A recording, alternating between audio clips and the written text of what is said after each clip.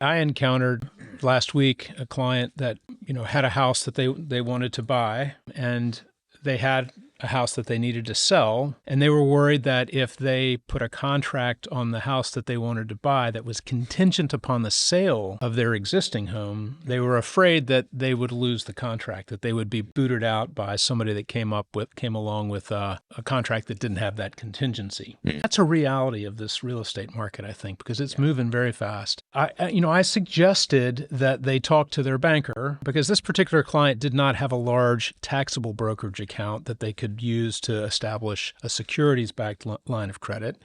I suggested that they talk to their banker about getting a line of credit on another piece of real estate. So they did. They immediately called and got that process going. And lo and behold, I got a phone call over the weekend where they said, we had the strangest experience with our banker. The banker said that they could loan most of what we needed based on the equity in our other property, but they could loan more if they brought their IRA over. And it's an IRA that we manage. I was immediately a little bit suspicious, because knowing that you can't use an IRA as collateral for any kind of loan. As we began to talk, I actually talked to the lender, who actually, it turns out, was part of the bank's wealth management group. I got the distinct impression that what he was doing, what he was engaging in, is an activity called tying, which is against banking regs, where they were trying to force their client to move assets to the bank in order to get the loan. In order to get also a lower interest rate.